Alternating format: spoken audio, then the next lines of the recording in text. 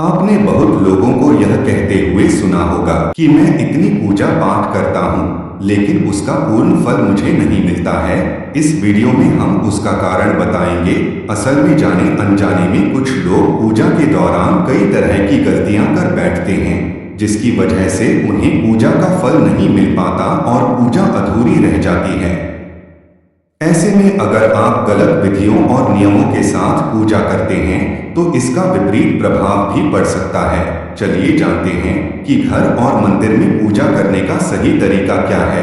लेकिन उससे पहले अगर आप भी चाहते हैं कि लक्ष्मी माता का आशीर्वाद आप पर बना रहे तो इस वीडियो को एक लाइक करें और चैनल को सब्सक्राइब कर लें और कमेंट बॉक्स में जय लक्ष्मी माता जरूर लिखें।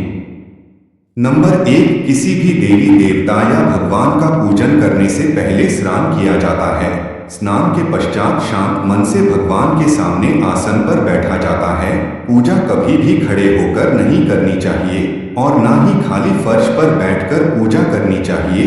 कुछ लोग पूजा करते समय जमीन पर ही बैठ जाते हैं, जो कि बिल्कुल गलत है। जिस तरह से आपने भगवान को बैठने के लिए आसन दिया है, ठीक उसी प्रकार स्वयं भी आसन पर ही बैठे।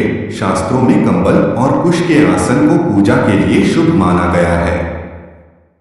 नंबर 2, इस बात का भी ध्यान रखें कि पूजा का स्थान घर के फर्श से थोड़ा ऊपर होना चाहिए, क्योंकि भगवान अतुल्य और श्रेष्ठ है। इसीलिए आप अपनी बराबरी में उनकी पूजा ना करें। पूजा के लिए भगवान को किसी चौकी में या फिर फर्श से ऊंचे स्थान पर स्थापित करें। इसके अलावा पूजा घर में देवी देवताओं की मूर्तियों को कभी भी दीवार से सटाकर नहीं रखना चाहिए। पूजन करते समय आपका मुंह उत्तर या फिर पूर्व की दिशा में ही होना चाहिए। घर या किसी भी मंदिर में पूजा संपन्न करने के बाद भगवान से अपनी भूल के लिए उनके समक्ष क्षमा याचना जरूर कर लेनी चाहिए। इससे परमात्मा आपके द्वारा जाने अनजाने में की गई गलती को क्षमा करते हैं और आशीर्वाद देते हैं। नंबर 3, पूजा घर हमेशा घर के ईशान कोण में ही रहना चाहिए। पूजा घर में किसी एक देवी देवता की मूर्ति एक से ज्यादा नहीं होनी चाहिए। घर के मंदिर में किसी भी भगवान की मूर्ति 9 इंच या 22 सेंटीमीटर से छोटी होनी चाहिए। इससे बड़ी प्रतिमा घर में रखना शुभ नहीं माना जाता। बड़ी प्रतिमा को मंदिर में रखना चाहिए। अपने बेडरूम में कभी भी पूजा घर स्थापित ना करें और रात्रि के समय अपने पूजा घर को पर्दे से ढककर रखें और पूजा घर में काम में आने वाली सभी चीजें जैसे शंख, घंटी, प्रसाद के बर्तन, दीपक, शिवलिंग, जनेऊ और भगवान शालिग्राम को साफ सुथरे कपड़े ऊपर रखना चाहिए। ऐसा नहीं करने पर हर रोज पूजा पाठ करने के बाद भी आपको उचित फल नहीं मिल पाता है।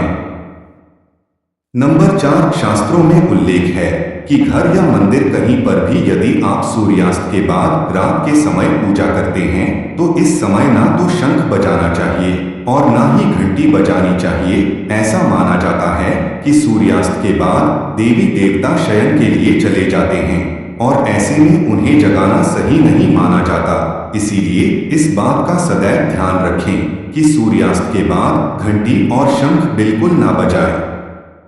नंबर 5, अक्सर लोग पूजा करते समय सिर्फ धूप जलाते हैं, लेकिन यह गलत है। किसी भी देवी देवता की पूजा करने से पहले दीपक जलाना अनिवार्य माना जाता है। ऐसी मान्यता है कि दीपक भगवान के प्रति हमारी भक्ति भाव, हमारे द्वारा चढ़ाया गया प्रसाद, धूप और अन्य कार्यों का साक्षी होता है। अगर आप पूजा करने से पहले दीपक नहीं जलाते हैं तो भगवान तक आपकी प्रार्थना कभी नहीं पहुंचती है। आजकल ज्यादातर घरों में अगरबत्ती का इस्तेमाल किया जाता है, परंतु कभी भी पूजा करते वक्त अगरबत्ती का इस्तेमाल नहीं करना चाहिए, क्योंकि अगरबत्ती में बांस की डंडी का इस्तेमाल किया जाता है। हिंदू शास्त्रों में पूजा में बांस का इस्तेमाल वर्जित माना गया है। इसलिए हमेशा पूजा में दीपक का इस्तेमाल करना चाहिए। नंबर 6, अपने मंदिर या पूजा घर में कभी भी नग्न मूर्तियां ना रखें। देवताओं को वस्त्र सिलकर पहनाएं। आजकल बाजार में भी देवी देवता के वस्त्रों उपलब्ध होते हैं। आप चाहें तो बाजार से ले सकते हैं। हमेशा देवता की पसंद के अनुसार या फिर शुभता को ध्यान में रखते हुए ही वस्त्र धारण करवाना चाहिए। सूर्य, गणेश, दुर्गा, शिव और विष्णु यह पंचदेव कहलाते हैं। इनकी पूजा सभी कार्यों में अनिवार्य रूप से की जाती है। प्रतिदिन पूजन करते समय इन 5 देवों का ध्यान अवश्य करना चाहिए। इससे माता लक्ष्मी की कृपा और समृद्धि प्राप्त होती है। नंबर 7, आप चाहे किसी भी देवी देवता का पूजन कर रहे हो, लेकिन सर्वप्रथम हमेशा भगवान गणेश को ही प्रणाम किया जाता है। किसी भी हवन या किसी भी शुभ कार्य की शुरुआत में भगवान गणेश को प्रणाम करके ही की जाती है। ऐसा कहा जाता है कि भगवान गणेश को प्रणाम किए बिना पूजा करने से उसके फल की प्राप्ति नहीं होती है। नंबर 8, बिना सिर ढके पूजा नहीं करनी चाहिए। मान्यता है कि बिना सिर ढके पूजा करने से इसका पूर्ण फल आपको प्राप्त नहीं होता है।